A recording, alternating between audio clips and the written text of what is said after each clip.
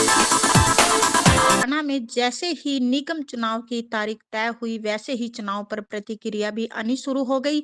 आज एचडीएफ की नेत्री चित्रा सरवारा ने सरकार द्वारा निगम की चुनाव की तारीख एकदम से तय करने पर सरकार की अफरा-तफरी में उठाया गया कदम बताया। उन्होंने कहा कि बहुत दिनों से एक असमंजस था कि कब ये तारीख तय होगी, लेकिन सरकार ने इतनी जल्दी तारीख तक करके केवल 11 दिन का ही समय चुनाव के लिए दिया। उन्होंने कहा कि मेयर का चुनाव एक विधायक के बराबर होता है, जिसमें उसको सारा शहर कवर करना पड़ता है। तो ये जो समय चुनाव के लिए दिया गया है, काफ़ी काम है।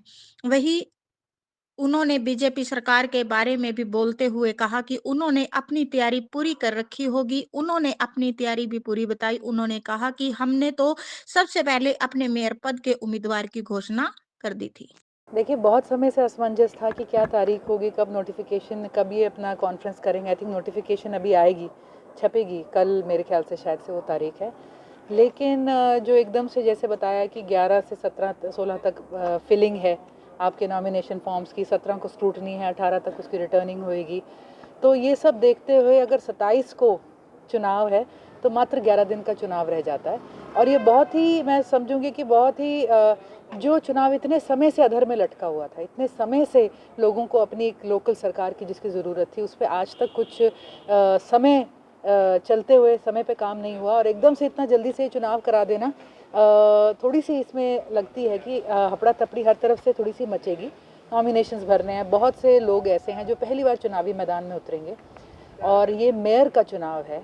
पहली बार जो है एक मेयर को एज ए इंडिपेंडेंट कैंडिडेट, मतलब जो है अलग से खड़ा होना पड़ेगा यहाँ पे, पूरा उसको शहर कवर करना है, ऑलमोस्ट एमएलए जितना एरिया हो जाता है।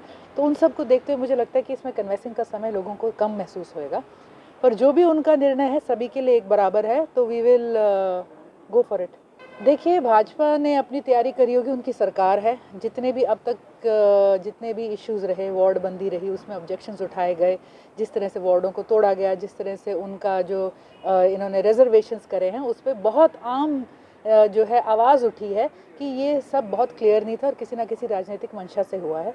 तो आई एम श्योर उन्होंने चुनाव का कोई भी फैसला लिया होगा अपने हिसाब से, तो उन्होंने लिया होगा कि हम तैयार हैं और हमें किस तरह से सूट करती है ये बात। वी आर ऑलरेडी, हम तो शायद सबसे पहले कूद चुके हैं, हमारा मेयर कैंडिडेट काफ़ी पहले अनाउंस हो चुका है। तो HDF is very much there, और हम अपने कैंडिडेट्स वगैरह सबको अब अनाउंस भी करेंगे। हम ये सोचते हैं कि जो किसानों का संघर्ष है, उसका ये एक नेचुरल और नॉर्मल प्रकरण है। आज देश भर का किसान एजिटेटेड है, और कुछ किसान जो है, एक मैं कहूँगी एक तरह से एक उनके जो है फ्रंट पे खड़े होकर लड़ रहे हैं, और इसमें हरियाणा के किसान भी हैं, पंजाब के भी हैं, और उत्तर प्रदेश के भी किसान हैं। और जहाँ जहाँ किसान लड़ रहे हैं, उनके साथ उनके बच्चे हैं, उनके बुजुर्ग हैं, उनकी महिलाएं हैं, और पीछे से भी जहाँ जहाँ आंदोलन में लोग गए हुए हैं, पीछे से महिलाओं ने, मातृशक्ति ने बहुत अच्छे से, कहते हैं ना कि खेतों में अपना श्रम और अपना मेहनत करके किला संभाल रखा है पीछे से। ये जो वार्ताएं फेल हो रही हैं, ये कहीं ना कहीं भाजपा सरकार का हथकंडा है कि चला चला के थका दें किसानों को। लेकिन किसान जो है वो तो ज़मीन में, सूखी ज़मीन से भी अपनी फसल निकाल सकता है, देश भर का पेट पालता है।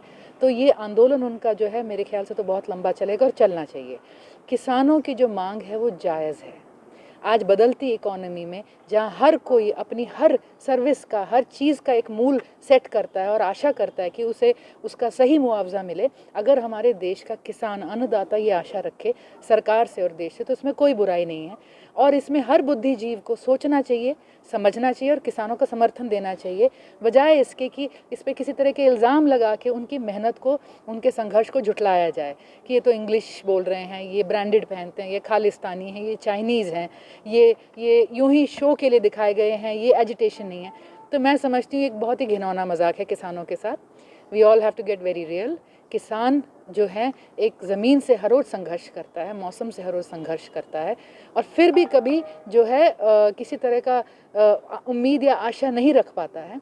अगर हम सच में उन्हें सशक्त करना चाहते हैं, देश की इकोनॉमी में किसानों को जगह देना चाहते हैं, उनको पंख देना चाहते हैं, देश की इकोनॉमी और एग्रीकल्चर सेक्टर को आगे लेके जाना चाहते हैं, तो उनकी मांग जायज़ है। जो उनकी लागत है उसके ऊपर मुनाफा, उनकी सस्टेनेंस का उनको ज़रूर मिले, और उसके बाद आगे फिर हम कह सकते हैं कि येस हमने आज, वरना तो मैं कहूँगी एक तरह से पूरा देश ही उन्हें शोषण कर रहा है। नहीं, मैं समझती हूँ कि हमारे देश के नुमाइंदों को, जनता के नुमाइंदों को इस तरह की बात बोलना किसी के लिए भी बारे में बहुत ही दुर्भाग्यपूर्ण है, निंदनीय है।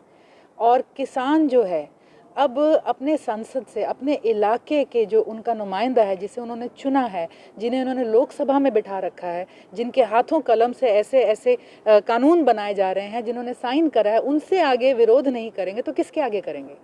और भाजपा के तो कई जगहों पे किसानों ने जो है और गांव से जुड़े लोगों ने जो असलियत से वाकिफ़ हैं, जो मात्र व्हाट्सएप प्रोपोगंडा पे नहीं बहते, उन्होंने इसका जो है ज़मीन पे भी उसका जो है विरोध किया है।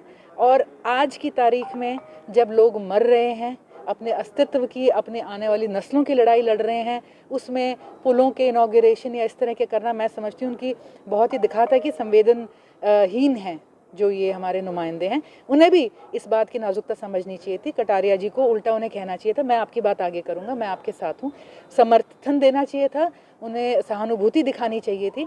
और इस तरह से कहना कहीं और मर लेते तो ये तो साफ ही जाहिर होता है कि किसान की क्या इज्जत है, क्या किसान की अहमियत है और ये क्या सोचते हैं। तो मैं समझती हूँ कि इस रतन लाल कटारिया जी के इन शब्दों ने एक बार फिर किसानों के दिल पर और उनके अस्तित्व पर जो है आघात किया है। देखिए, मैं तो समझती हूँ एक इंसानियत के स्तर पर भी उन्हें माफ़ी मांगनी चाहिए, एक दायित्व के स्तर पर भी। किसान उनके पास नहीं आएंगे तो आज किसके पास आएंगे। सदन में तो, संसद में उनकी आवाज़ बन के कटारिया जी ही बैठे हैं और इस किसानों को ये लगा होगा कि हमारी अपॉर्चुनिटी है। आज किसान आंदोलित है, वो इसलिए है कि वो महीनों से बात की बात कर रहा है, उससे कोई बात नहीं कर रहा है। तो जब आप उन्हें रास्ता नहीं देंगे तो वो तो कहते हैं कि फिर अपना हक तो उन्हें लेना ही पड़ेगा।